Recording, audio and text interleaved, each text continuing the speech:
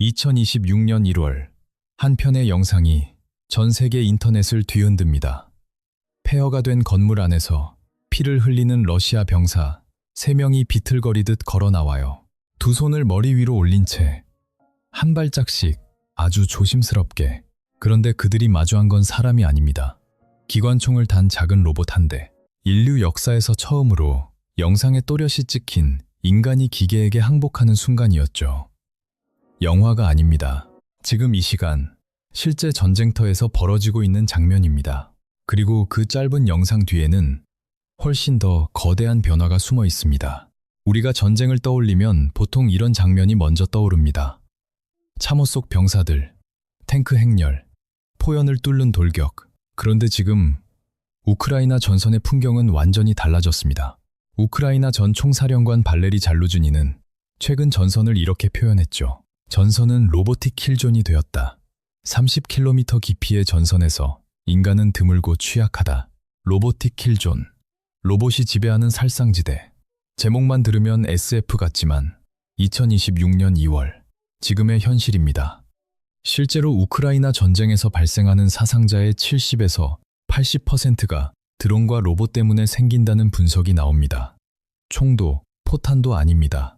기계가 사람을 죽이는 비율이 이미 압도적으로 커졌다는 뜻이에요. 지금 우크라이나에서는 200종이 넘는 지상전투 로봇이 40개가 넘는 제조업체에서 쏟아져 나오고 있습니다. 2025년에 15,000대를 생산했고 2026년 목표는 2만 대 이상. 더 놀라운 건 이 로봇의 99%가 우크라이나 자체 생산이라는 점입니다. 크기는 쇼핑카트에서 골프카트 정도. 가격도 천차만별인데 대당 5,000달러짜리도 있다고 해요. 우리 돈으로 대략 700만 원. 스마트폰 2세대 값으로 전쟁 로봇 한 대를 만드는 시대가 열린 겁니다. 그런데 여기서부터 이야기는 한 단계 더 차갑고 현실적으로 변합니다. 2025년 말 우크라이나 동부 전선의 제3돌격 여단이 한 가지 실험을 합니다. 전선 방어 거점에 병사를 한 명도 배치하지 않았어요. 대신 기관총을 장착한 데브드로이드라는 로봇 딱 한 대만 세워둡니다. 결과는 어땠을까요? 그 로봇 한 대가 45일 동안 혼자서 그 거점을 지켰다고 전해집니다. 48. 시간마다 충전하고 탄약을 재장전하러 잠깐 빠진 것 말고는 그 자리엔 사람 그림자조차 없었습니다. 러시아군의 여러 차례 공격을 모두 막아냈고 우크라이나 측 사상자는 제로였다는 겁니다. 당시 관계자 미콜라 진케비치는 오직 UGV 시스템만 그 위치에 있었다. 그것이 핵심 개념이었다는 취지로 말했죠. 로봇은 피를 흘리지 않습니다. 700만 원짜리 기계가 사람 대신 45일을 버텼다. 여기서 전쟁의 경제학이 뒤집힙니다. 전쟁에서 가장 비싼 자원이 뭘까요? 탱크, 미사일? 아닙니다. 사람입니다. 병사 한 명을 훈련시키고, 먹이고, 무장시키고, 부상당하면 치료하고, 전사하면 유가족에게 보상하는 비용. 그 모든 걸 합치면 상상을 넘는 돈이 들어가요. 그런데 그 자리를 700만 원짜리 로봇이 대신했다. 사람을 쓰는 전쟁에서 기계를 소모하는 전쟁으로 중심축이 이동하는 순간입니다. 반대편에서 보면 더 잔인하게 느껴집니다. 러시아 병사 입장에서 상상해보죠. 참호를 공격하러 들어갑니다. 총알이 날아오고 동료가 쓰러져요. 겨우겨우 적을 제압했다고 믿고 참호에 도착했는데 사람이 없습니다. 기관총 달린 작은 기계만 덩그러니 놓여 있어요. 내 동료는 죽었는데 상대편 피해는 제로. 게다가 그 로봇을 부숴도 의미가 크지 않습니다. 스마트폰 몇 대 값이면 새 로봇이 또 오니까요. 내 목숨의 값과 기계의 값이 비교되는 순간. 이런 전장에서 전투 의지가 버텨낼 수 있을까요? 그래서인지 2025년 7월 러시아 병사들이 우크라이나의 지상 로봇에게 항복한 최초 사례가 거론됩니다. 그리고 2026년 1월 영상으로 남은 장면이 등장하죠. 피 묻은 3명의 병사가 로봇 앞에서 무릎을 꿇는 모습. 포로가 된 러시아 병사들은 로봇에게 잡혔다는 사실 자체에 크게 놀랐다고 전해집니다. 흥미로운 건 이 항복이 우연히 벌어진 장면이 아니라 의도적으로 설계된 절차에 가깝다는 점입니다. 우크라이나군은 이전부터 드론으로 투항을 유도하는 방식도 활용해왔습니다. 마이크가 달린 쿼드콥터가 병사에게 접근해 안전한 경로를 안내하고 무장 해제를 확인한 뒤 포로 인수를 연결하는 방식이죠. 왜 사람 대신 로봇과 드론을 앞세울까요? 대면 항복에는 가짜 항복 위험이 따라붙습니다. 항복하는 척하다가 갑자기 총을 꺼내거나 수류탄을 던지는 상황. 실제로 우크라이나 전장에서는 이런 사건이 여러 차례 있었다고 알려져 있습니다. 하지만 로봇이 받으면 그 위험이 크게 줄어듭니다. 아무도 죽지 않아도 되는 항복이 가능해진 겁니다.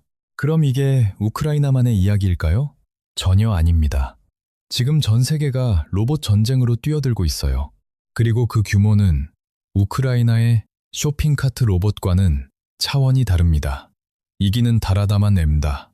이기는 타러트로나는 2025년 9월 중국 베이징에서 승전 기념 군사 퍼레이드가 열립니다. 미사일과 탱크 사이로 장갑차 위에 올라탄 기묘한 기계가 등장해요. 4개의 다리로 걷는 로봇, 중국군이 로봇 늑대라고 부르는 이 장비는 무게 70kg의 라이다 센서와 자동 소총을 장착한 것으로 소개되며 큰 주목을 받았습니다. 그런데 퍼레이드는 쇼에 가까웠습니다. 진짜는 그 이후에 나옵니다. 중국 관영 CCTV가 이 로봇 늑대를 상륙 침공 훈련에 투입한 영상을 공개합니다. 해안에 상륙해 화력 지원을 수행하는 장면. 어딜 침공하는 훈련이겠느냐는 질문에 전문가들은 대만 시나리오를 떠올린다고 분석했습니다. 그리고 2026년 1월 중국은 한술 더 뜹니다. 병사 단 한 명이 200대 이상의 드론을 동시에 발사하고 통제하는 장면을 시연해요. 한 명이 200대. 숫자가 잘 안 와닿으면 축구장 위로 벌떼처럼 드론이 쏟아지는 장면을 떠올려 보세요. 여기까지 들어도 충분히 서늘한데 미국의 대응은 또 다른 방향에서 더 위험해 보입니다. 샌프란시스코의 한 스타트업 파운데이션 퓨처 인더스트리스가 만든 팬텀 MK1이라는 휴머노이드 로봇이 거론됩니다. 키는 179cm, 몸무게는 82kg, 성인 남성과 거의 같은 체격인데 20kg의 무기를 탑재할 수 있다고 소개돼요. VR 헤드셋을 쓰고 원격으로 조종하는 방식, 말 그대로 게임하듯이 전쟁을 치르는 구조입니다. 이 회사가 2027년까지 5만 대 생산을 목표로 한다는 이야기, 그리고 트럼프 측에 직접 프레젠테이션을 했고 군이 관심을 보였다는 보도까지 나왔죠. 뉴스는 묻습니다. 이 휴머노이드 로봇이 미 육군의 궁극적 전사가 될 수 있을까? 로봇계에 AI 소총을 달아 중동에서 실전 테스트를 했다는 주장도 있고 2026년 1월에는 미국 본토에서 실탄을 장착한 드론 사격 훈련이 진행됐다는 소식도 전해집니다. 미국, 중국, 우크라이나, 러시아, 지금 이 순간에도 로봇 군비 경쟁은 가속 페달을 밟고 있습니다. 그런데 여기서 더 충격적인 장면이 있습니다. 게임이라는 말이 정말 비유가 아닙니다. 우크라이나군은 전쟁을 실제로 게임처럼 바꿔버렸습니다. 드론 공격에 포인트 시스템을 도입한 겁니다. 탱크 파괴는 40점, 다연장 로켓 파괴는 50점, 적 병사 사살은 12점, 드론 부대끼리 리더보드에서 순위를 경쟁하고 모은 포인트로 무기를 구매할 수 있는 온라인 스토어까지 운영된다고 합니다. 뉴욕타임스와 BBC도 보도했죠. 이건 콜 오브 듀티가 아닙니다. 실제 전쟁터에서 실제 사람이 죽고 그게 점수로 환산되는 현실입니다. 하지만 이야기의 진짜 분기점은 여기서부터입니다. 지금까지 말한 로봇들은 기본적으로 사람이 원격으로 조종합니다. 리모컨이 있다는 뜻이죠. 누군가 버튼을 눌러야 총이 나갑니다. 그런데 만약 리모컨 없이 로봇이 스스로 판단해 사람을 죽인다면요. 이미 그런 사례가 거론됐습니다. 2021년 UN 보고서에서는 리비아 내전에서 터키의 카르구 드론이 인간의 명령 없이 표적을 추적하고 공격했을 가능성이 제기됩니다. 역사상 최초로 완전 자율 드론이 인간을 사냥했을지도 모르는 사례로 기록된다는 평가가 나왔죠. 사람이 버튼을 누른 게 아닙니다. 기계가 스스로 저건적이다 라고 판단하고 돌진한 겁니다. 이스라엘의 사례도 논쟁을 더 키웠습니다. 가자 전쟁에서 라벤더라는 AI 시스템이 사용됐다는 보도가 이어졌죠. 이 시스템은 수만 명의 가자 주민 데이터를 자동 분석해 암살 대상을 분류하는 데 활용됐다고 알려집니다. 그리고 인간 담당자가 이를 검토하는 시간이 평균 약 20초였다는 주장도 나옵니다. 편의점에서 커피 하나 고르는 시간보다 짧은 순간에 한 사람의 생사가 갈린다는 얘기입니다. 가스펠이라는 또 다른 AI 시스템은 건물과 시설 표적을 자동 생성했고 하루에 100개 이상의 표적을 만들어냈다는 주장도 전해집니다. UN 전문가들은 이를 AI를 이용한 도미사이드, 즉 AI로 주거지를 대량 파괴한 것이라는 비판을 내놓기도 했습니다. 여기까지 오면 떠오르는 영화가 있죠. 터미네이터의 스카이넷. 그런데 현실이 영화보다 더 무서운 이유가 있습니다. 영화에서는 AI가 자의식을 얻고 반란을 일으켜야 합니다. 거창한 각성이 필요하죠. 현실에서는 그런 드라마가 필요 없습니다. 그냥 오작동 한 번이면 됩니다. 2008년 이라크의 미군의 무장 전투 로봇 스워즈가 배치됐다는 이야기가 있습니다. 그런데 배치 직후 로봇이 아군 방향으로 총구를 돌렸다는 소문이 퍼졌죠. 확인되지 않은 이야기로 남았지만 스워즈는 단 한 발도 쏘지 못한 채 철수한 것으로 전해집니다. 수백만 달러짜리 로봇이 공포 하나로 퇴출된 셈이에요. 그 공포가 단순한 상상만은 아니라는 점이 더 문제입니다. 그 전해 2007년 남아프리카 공화국 군사훈련 중 자동화 대공포에서 소프트웨어 오류가 발생해 갑자기 사격이 시작됐다는 사건이 알려져 있습니다. 쌍열 대공포가 258짜리 탄창을 비우는 데 걸린 시간이 0.125초. 눈 한 번 깜빡이기도 전에 아군 9명이 사망하고 14명이 부상당했다는 겁니다. 적을 향해 쏜 것도 아닙니다. 소프트웨어 결함 하나가 아군을 학살한 순간 기계가 통제에서 벗어날 수 있다는 공포가 현실로 튀어나온 장면이었습니다. 어떤 회사가 우린 로봇을 무기화하지 않겠다고 서약해도 기술의 흐름은 멈추지 않습니다. 판도라의 상자는 이미 열렸습니다. 그리고 무너지는 건 기계가 아니라 사람일 수 있습니다. 이라크와 아프가니스탄 전쟁에서 폭탄 처리 로봇과 함께 일했던 미군 병사들을 다룬 연구가 있습니다. 2013년 워싱턴 대학교에서 발표된 연구로 알려져 있죠. 결과가 의외였습니다. 병사들은 자기 로봇에 이름을 붙였습니다. 애완동물 이름, 연예인 이름, 심지어 여자친구 이름까지 성별을 부여하고 가족처럼 대하기도 했습니다. 그럼 로봇이 전장에서 파괴되면 어떻게 했을까요? 장례식을 치렀습니다. 진짜 장례식. 한 참전 용사는 부머라는 로봇을 잃은 순간을 이렇게 회상합니다. 그 빌어먹을 놈들이 부머를 데려갔다. 기계를 잃고도 전우를 잃은 것처럼 무너지는 사람들. 이건 단순히 감성적인 이야기가 아닙니다. 연구를 이끈 줄리 카펜터 박사는 이런 감정적 유대가 전장에서 판단을 흐릴 수 있다고 경고했습니다. 로봇을 구하려다 병사가 위험에 빠지는 상황이 실제로 벌어질 수 있다는 겁니다. 반대쪽 이야기도 있습니다. 로봇을 사랑하는 병사가 있는 반면 로봇으로 사람을 죽이며 망가지는 병사도 있어요. 미 공군 드론 조종사의 46에서 48%가 높은 작전 스트레스를 보고하고 4에서 6%가 PTSD 임상 기준에 해당한다는 통계가 거론됩니다. 심리학자들은 이를 도덕적 부상이라고 부릅니다. 아침에는 아이를 학교에 보내고 출근해서 모니터 앞에 앉아 지구 반대편의 누군가를 죽이고 저녁에는 다시 아이와 식탁에 앉는 일상. 전쟁터에 가지 않아도 전쟁의 트라우마는 화면을 뚫고 들어옵니다. 2026년 1월 미국 국방부가 드론 조종사의 정신건강 연구를 공식 지시했다는 이야기까지 나오죠. 기계가 개입해도 전쟁의 고통이 사라지지 않는 겁니다. 로봇에 마음을 주는 인간, 로봇으로 사람을 죽이고 부서지는 인간. 이게 로봇 전쟁의 가장 기묘하고도 인간적인 역설입니다.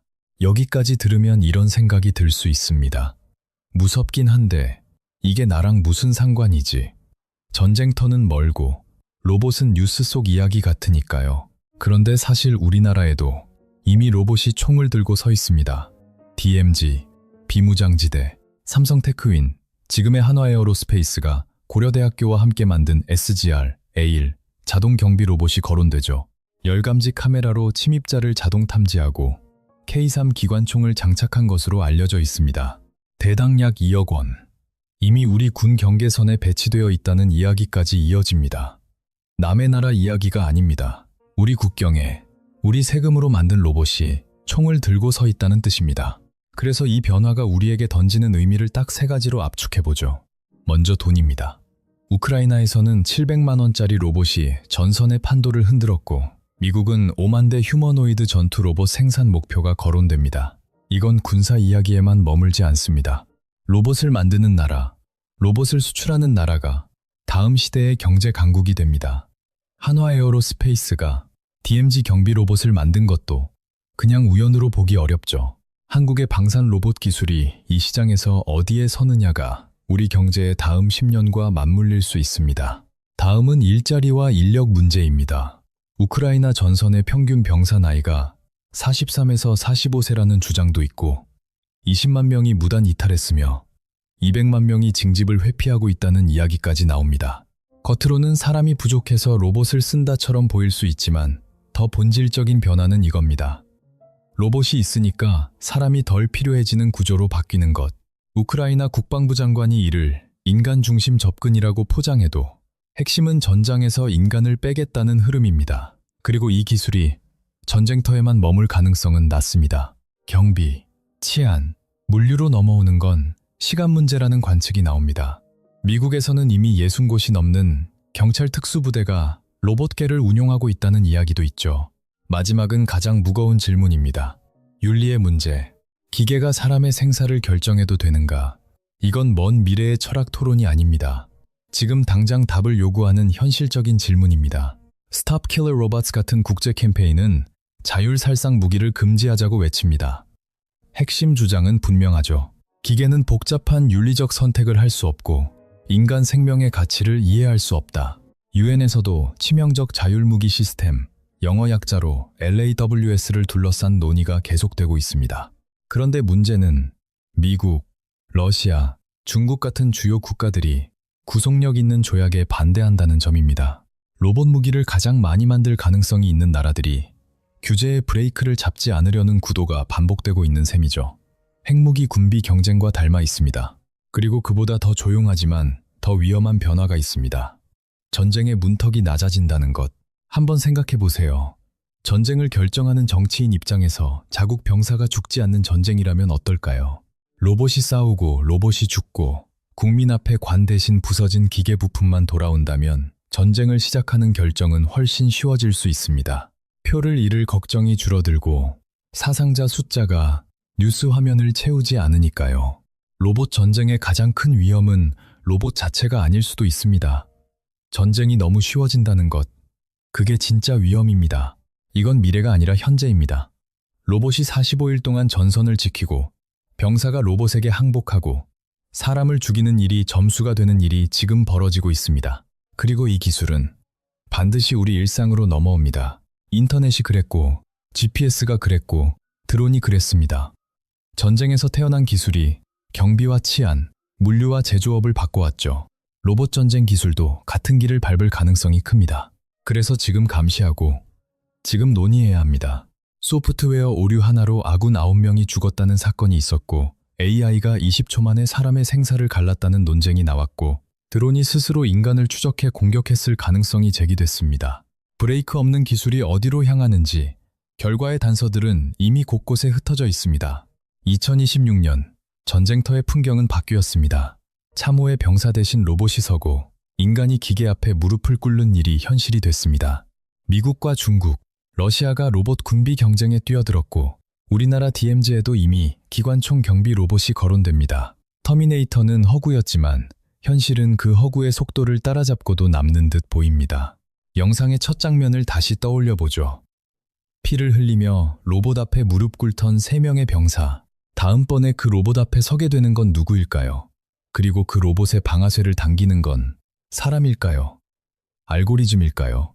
이 질문에 답을 내리는 건 결국 우리 몫입니다.